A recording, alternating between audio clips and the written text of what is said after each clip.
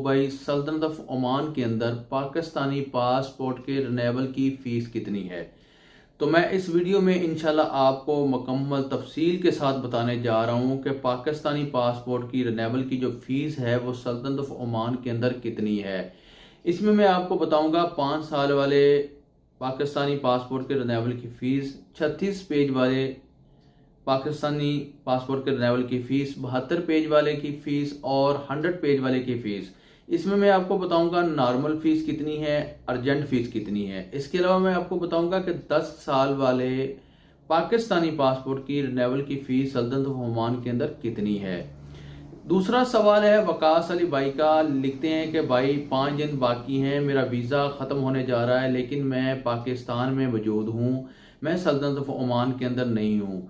मेरा अरबाब मुझे कह रहा है कि मैं आपको ब्लॉक कर सकता हूँ, ब्लॉक करवा दूंगा, तो क्या अरबाब